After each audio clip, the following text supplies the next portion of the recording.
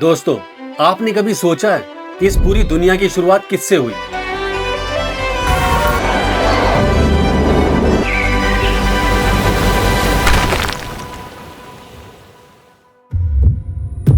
अब साइंस कहती है कि यूनिवर्स की शुरुआत बिग बैंग से हुई, यानी कि एक विशाल एक्सप्लोजन से।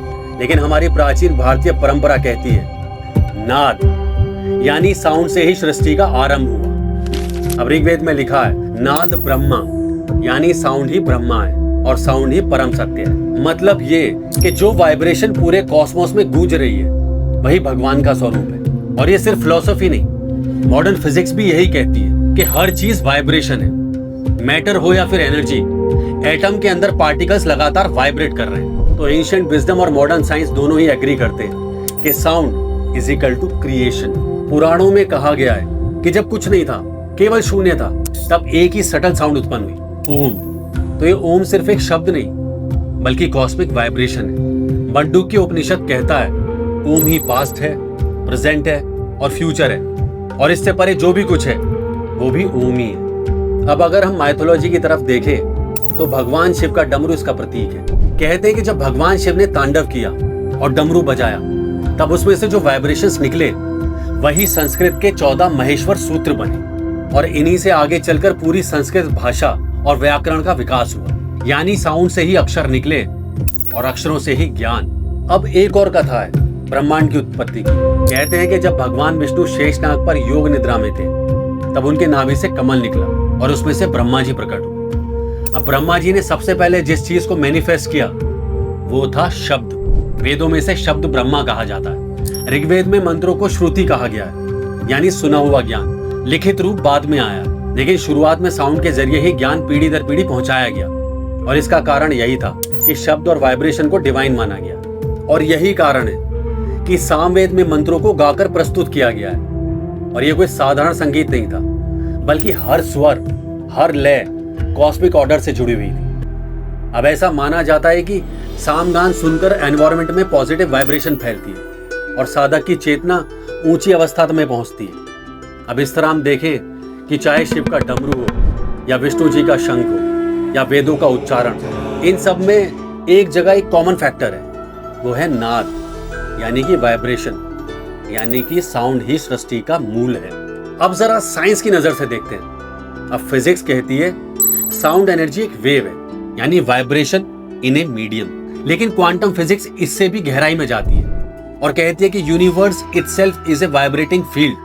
अब एल्बर्ट आइंस्टाइन का फेमस इक्वेशन E=mc² बताता है कि एनर्जी और मैटर अलग नहीं है। मतलब जो भी हम देखते हैं, ट्रीज, वाटर, माउंटेन्स, सबकी एक साइंटिफिक वाइब्रेशन फ्रीक्वेंसी है। जब हम बोलते हैं तो हमारे वोकल कॉर्ड्स वाइब्रेशन क्रिएट करते हैं। इसी तरह हर सेल, हर एटम वाइब्रेट करता है। अब इमेजिन कीजिए, अगर सब कुछ वाइब्रेशन है तो हमारी सोच, हमारी आवाज, हमारे इमोशन भी वाइब्रेशन है, और ये वाइब्रेशन एक दूसरे को इफेक्ट करते हैं। इसलिए अगर हम पॉजिटिव बोलते हैं तो उसका वाइब्रेशन हमारे आसपास पॉजिटिव एनर्जी फैलाता है। तभी तो कहते हैं कि हमारा ये बंदे का ऑरा बड़ा पॉजिटिव है, क्योंकि वो पॉजिटिव बातें करते हैं। अब भारत में हजारों सालों में एक पूरा सिस्टम डेवलप हुआ है जिसे कहते हैं नाद योगा, यानी कि द योगा ऑफ साउंड। इसमें मान्यता है कि सही तरीके से चैंट करने पर सही फ्रीक्वेंसी में वाइब्रेशन पैदा होती है, जो हमारे माइंड और हमारी बॉडी को हील कर सकती है। अब ऋषि मुनियों ने साउंड को 3 कैटेगरी में डिवाइड किया है।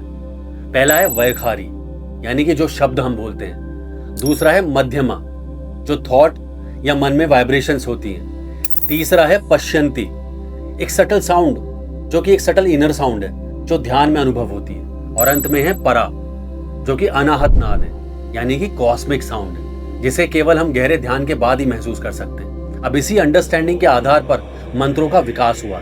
चलिए कुछ मंत्रों के बारे में भी जान लेते हैं, जैसे कि गायत्री मंत्र। अब माना जाता है कि इसका जप हमारे दिमाग की कोशिकाओं को एक्टिवेट करता है, यानी कि हमारे कॉन्सेंट्रेशन और हमें क्लैरिटी देता है। दूसरा महामृत्युंजय मंत्र, जो कि शिव जी का महामंत्र है, जो मृत्यु के भय से हमें मुक्त कराता है। और तीसरा है ओम का जाप, बहुत ही सिंपल बट बहुत ही पावरफुल। इसके वाइब्रेशंस हमारी नाड़ी तंत्र को काम करते हैं। अब योग में कहा गया है कि शरीर में 72,000 नाड़ियां होती हैं, यानी कि 72,000 एनर्जी चैनल्स। जब हम सही फ्रीक्वेंसी पर मंत्र जपते हैं तो ये नाड़ियां बैलेंस होती हैं और ऊर्जा का फ्लो स्मूथ हो जाता है।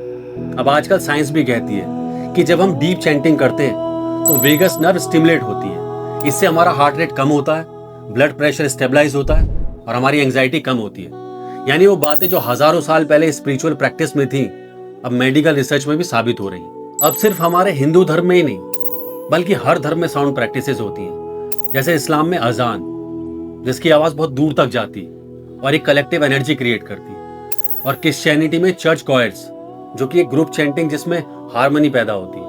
और बुद्धिज्म में ओम मनी पद्मे हम। इसलिए जब हम मंत्रों को चैंट करते हैं तो वो सिर्फ एक रिलीजियस एक्ट नहीं होता, ये एक साइंटिफिक प्रोसेस भी है जो हमारी वाइब्रेशन को अपलिफ्ट करते हैं और हमें हायर कॉन्शियसनेस से जोड़ते हैं। तो दोस्तों, आज हमने देखा नाद ब्रह्मा के बारे में, और ये कोई सिर्फ धार्मिक कॉन्सेप्ट नहीं है, ये एक यूनिवर्सल ट्रूथ है कि साउंड ही क्रिएशन है और साउंड ही लाइफ है। जब हम मंदिर की घंटी बजाते हैं, जब हम शंख फूंकते हैं, जब हम भजन गाते हैं, तो सबका मकसद एक ही होता है, एक वाइब्रेशन क्रिएट करना जो हमारी कॉन्शियसनेस को अपलिफ्ट करती है, जो कि सुपर पावर से जोड़ती है। दोस्तों, अगर आपको मेरी ये वीडियो पसंद आई तो प्लीज़ इसे लाइक करें और इसे ज़्यादा से ज़्यादा शेयर करें, और मेरे चैनल डायरेक्ट लेन से भाई आदेश चौधरी को सब्सक्राइब करना ना भूलें। तो चलिए मिलते हैं अगली वीडियो में, तब तक के लिए जय हिंद।